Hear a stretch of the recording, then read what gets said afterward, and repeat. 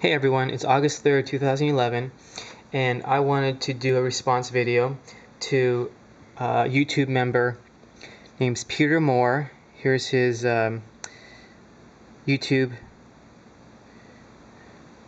name, Pietermoore, and he did this video asking about Emerson knives. He looked like he was interested in getting either CQC-7, CQC-8, or Horseman, and he had some questions about the knife. So I wanted to show the Emerson knife that I own. I own one Emerson knife. This is the CQC-7v, which is one of their, I believe it's limited edition maybe, but it's from their Prestige series of knives. I just wanted to give him my impressions of this knife and maybe try to answer some of his questions. He was asking just generally about the overall quality, fit, and finish. So let me just show you how mine turned out. First of all, I would say overall quality is excellent. Not a whole lot of problems with this particular knife. Came with a blade perfectly centered. Lockup. Let me zoom out just a little bit here. Excellent lockup. There's absolutely no movement in the blade. I can't even feel any flex of either the scales or the blade. I would say this is similar to my Sebenza as far as strength of lockup. Liner lock, titanium liner lock. I believe the line. Well, I know the liner lock is titanium, and I believe the other liner is stainless. Mine locks up. It hits sort of flush right in the middle of the blade. One thing I noticed when I first got mine, the liner did stick when you tried to release the blade, and he had a little clicking sound. After, I would say, playing with this for about 2-3 weeks, completely gone. Now there's absolutely no click, and it unlocks smooth. There's no resistance other than the resistance of the spring in the blade. So definitely high marks as far as lockup. Everything else fits really well. Liners are flush with the scales. The only issue, which I guess could be a negative as far as fit finish, doesn't bother me, but I don't know if you can see it, but the actual liners were not sanded or smooth, so you have a little bit of, see if I can, you can sort of see on the liner here, a little bit of rippling. It feels smooth to the touch, but it definitely wasn't sanded completely smooth. You can sort of see it. Yeah, you can see it there on the end. I actually don't mind that. To me, it sort of gives this knife sort of an industrial type look, which I like, and I think it sort of gives makes the knife look cool. But if you want nice smoothed out liners on these edges, then the knife didn't come that way. The spacer is all flush.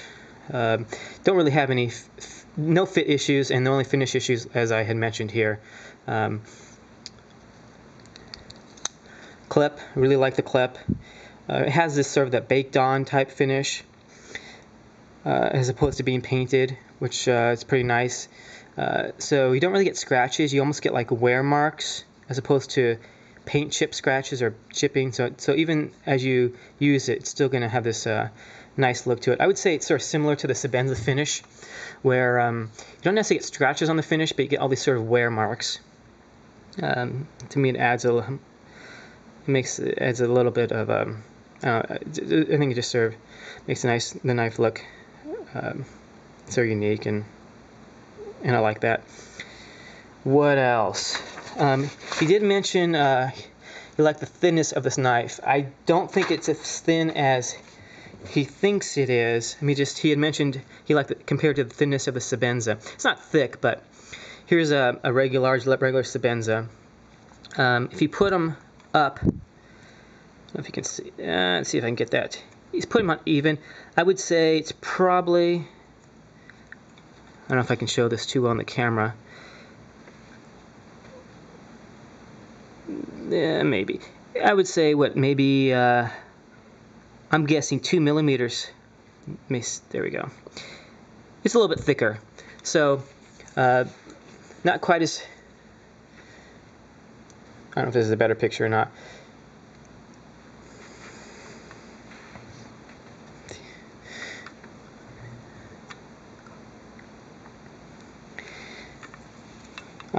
Not doing a good job here.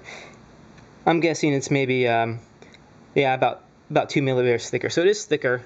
When I have carried this, it slides in the pocket pretty nice, and didn't have any problems with that. I will say that don't carry this knife that much. Don't use it that much, mainly because even though I like the look of the Tonto blade, as far as my uses, I tend to prefer a standard drop point type blade better than the Tonto blade. One thing I thought was interesting comparing this to Sebenza is if you look at it, handle-wise, let me zoom out a little bit. Let's see. Well, I am zoomed out as far as it goes. If you look at size-wise, it's almost the exact same size as a large regular Sebenza.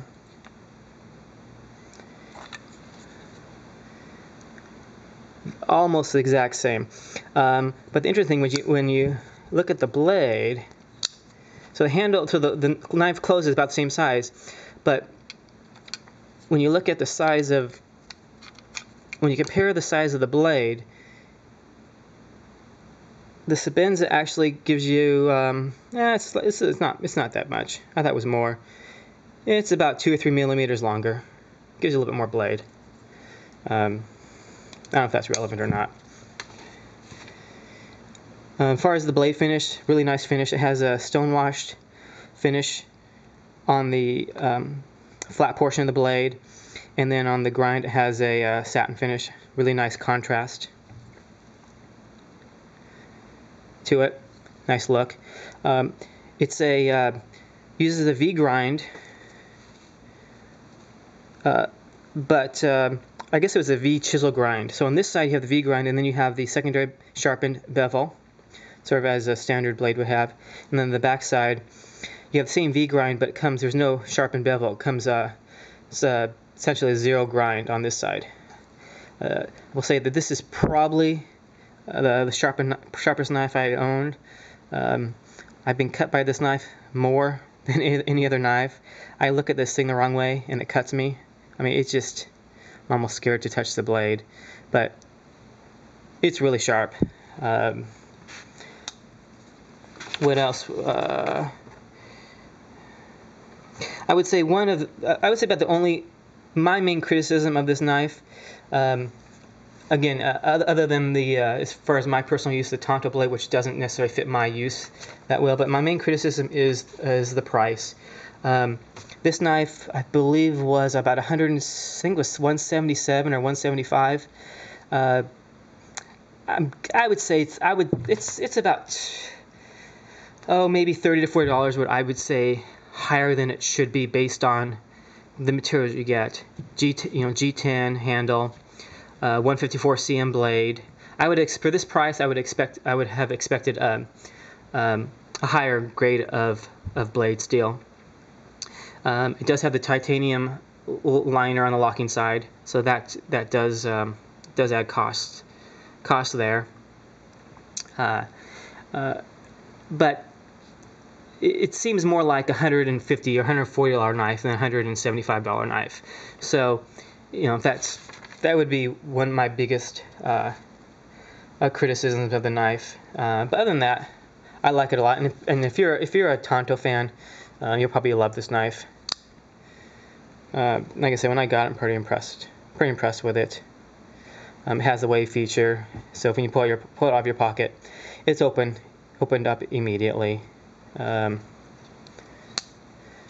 Uses the thumb disc to open. different than a regular stud or spider hole, but I think it works just as well.